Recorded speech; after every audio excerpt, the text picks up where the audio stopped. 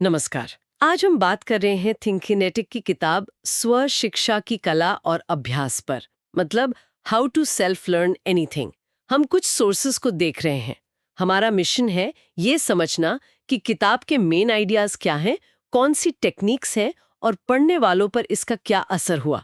देखते हैं ये स्रोत हमें सेल्फ लर्निंग के बारे में क्या कुछ बताते हैं। हाँ, बिल्कुल। और आजकल ये स्किल बहुत ही जरूरी हो गया है। जानकारी तो हर तरफ है, लेकिन उसे सही ढंग से सीखना, समझना, वो एक अलग बात है। तो चलिए देखते हैं ये किताब इसमें कैसे हेल्प कर सकती है। हाँ, तो किताब की शुरुआत ही एक इंटरेस्टिंग पॉइंट से होती है। ये कहती है कि जो हमारा ट्रेडिशनल एजुकेशन सिस्टम है ना, हम्म।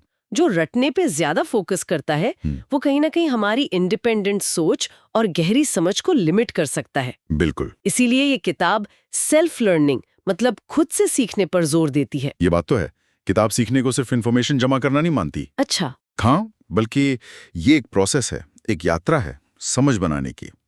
फोकस क्या सीखा से ज्यादा कैसे सीखा और कितना गहरा समझा इस पर है, जो रटने से बिल्कुल अलग है। बिल्कुल।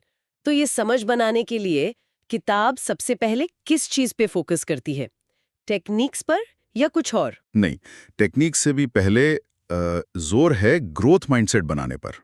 Growth mindset. हाँ, मतलब ये यकीन कि आप अपनी काबिलियत बढ़ा सकते हैं, कि मुश्किलें या गलतियां जो हैं वो सीखने का हिस्सा हैं, कोई एंड पॉइंट नहीं। अच्छा।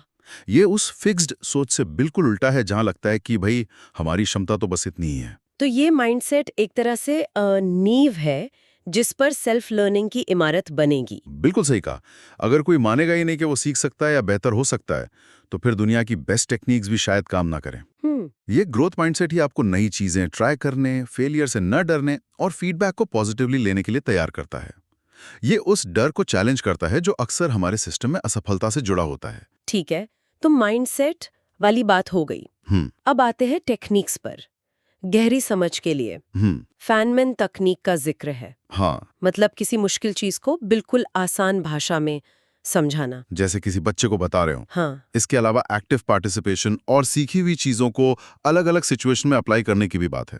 ये फैनमैन तकनीक सुनने में बड़ी सिंपल लगती है, पर क्या ये वाकई काम करती है? हाँ, ये अपने सिंप्लिसिटी में ही बहुत पावरफुल है। जब आप किसी चीज को आसान शब्दों में समझाने की कोशिश करते हैं ना, हाँ। तभी आपकी समझ की कमजोरियां सामने आती हैं। अगर आप अटक रहे हैं या मुश्किल शब्दों का इस्तेमाल करना पड़ रहा है, तो इसका मतलब है आपकी खुद की समझ अभी कच्ची है। ये सिर्फ रट्टा मारने का टेस्ट नहीं, ये असली गहरी समझ का टेस्ट है। और जानकारी को ऑर्गेनाइज करने के लिए नोट्स लेने के तरीके भी हैं, कॉर्नेल मेथड और माइंड मैपिंग। हाँ, बिल्कुल। क्या ये सिर्फ नोट्स को अच्छा दिखाने के लिए है या इनका कोई असली फायदा है? नहीं नहीं, इनका फायदा तो बहुत गहरा है। कॉर्नेल मेथड को ही लें। उसमें पेज को आप नोट्स, सवाल और समरी में बांटते हैं। अच्छा। तो ये आपको मजबूर करता है कि आप एक्टिवली सोचें, सिर्फ लिखें नहीं। आप सवाल बना रहे हैं, मेन पॉइंट्स निकाल रहे हैं। और माइंड मैपिंग तो विजुअली कनेक्शन बनाने में हेल्प करती है आइडियाज के बीच। उससे पूरी पिक्चर क्लियर होती है। ये दोनों ही तरीके पैसिव होकर सुनने या पढ़ने से कहीं ज्यादा इफेक्टिव हैं। अच्छा, टेक्निक्स तो ठीक है, पर असली चैलेंज तो अक्सर मोटिवेशन बनाए रखने का होता है। रोज कैसे पढ़ें, कैसे लगे रहें, इस बारे में किताब क्या कहती है? हाँ, ये बहुत बड़ा पॉइंट है, मोटिवेशन। किताब सिर्फ क्या और कैसे पर ही नहीं रुकती, बल्कि लगातार कैसे पर भी ध्यान देती है। ओके। इसके लिए कुछ प्रैक्टिकल सुझाव हैं, जैसे सीखने के लिए एक रेगुलर टाइम फिक्स करना, बड़े गोल्स को छोटे छोटे मैनेजेबल हिस्सों में तोड़ना ताकि लगे कि हाँ, कुछ प्रोग्रेस हो रही है। और हेल्थ और आराम पर भी जोर है, क्योंकि थका हुआ दिमाग क्या ही सीखेगा। इसमें एक इलास्टिक बैंड तकनीक का भी मेंशन है मोटिवेशन के लिए। सोर्स में ज्यादा डिटेल तो नहीं है, पर क्या अंदाजा लगा सकते हैं ये क्या हो सकती है? हाँ, डिटेल तो नहीं है, पर लगता है कि ये शायद ध्यान भटकने पर खुद को एक तरह से याद दिलाने का तरीका होगा। जैसे कुछ लोग हाथ में रबड़ बैंड पहनते हैं। हाँ हाँ। और जैसे ही ध्यान भटके उसे हल्का सा खींचकर छोड़ दिया। एक छोटा सा फिजिकल रिमाइंडर। अच्छा। मेन आइडिया शायद सेल्फ डिसिप्लिन और फोकस बनाए रखने का ही होगा। अब बात करते हैं किताब की लैंग्वेज और स्टाइल की। बताया गया है कि ये सिंपल भाषा में है और थ्योरी से ज्यादा प्रैक्टिकल चीजों पर ध्यान है। हाँ, कैसे पढ़ना है, नोट्स कैसे लेने हैं, सीखी हुई बातों को असल में यूज कैसे करना है। बिल्कुल। और ये प्रैक्टिकलिटी ही इसकी खासियत लगती है। कई किताबें सिर्फ थ्योरी बताती हैं, पर ये कैसे करें पर ज्यादा फोकस्ड है।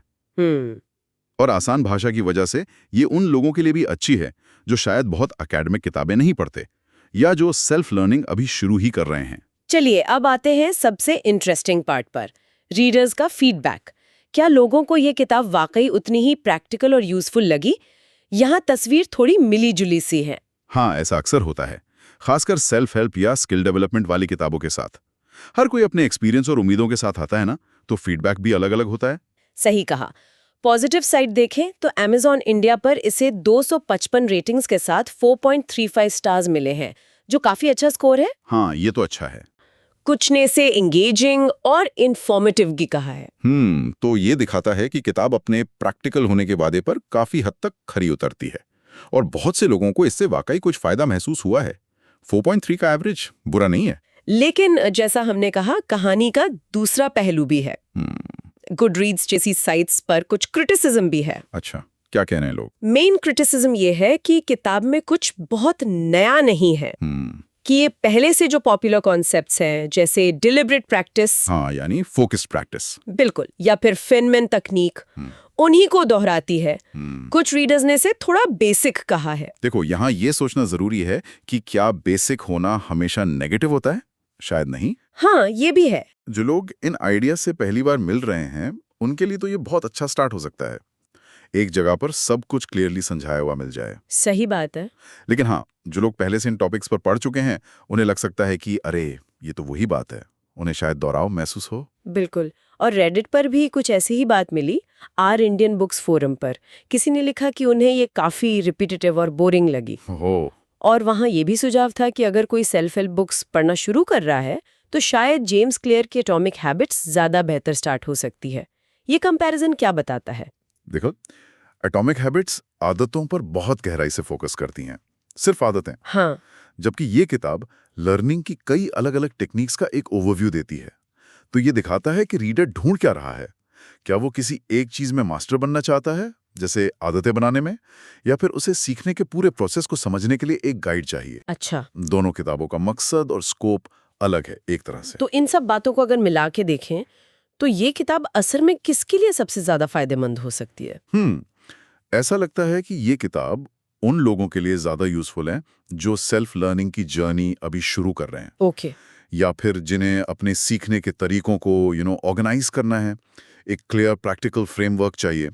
ये एक तरह का स्टार्टर पैक या रिफ्रेशर कोर्स जैसा हो सकता है। और शायद उनके लिए कम फायदेमंद हो जो पहले से ही सीखने की एडवांस स्ट्रैटेजीज जानते हैं और कुछ नया या ज्यादा गहरा ढूंढ रहे हैं। हाँ, पॉसिबली। अगर कोई रीडर पहले से ही डिलिबरेट प्रैक्टिस, फेनमैन तकनीक, माइंडसेट थियरी, इन सबसे अच्छी तरह वाकिफ है, तो उन्हें शायद इसमें बहुत नयापन न मिले।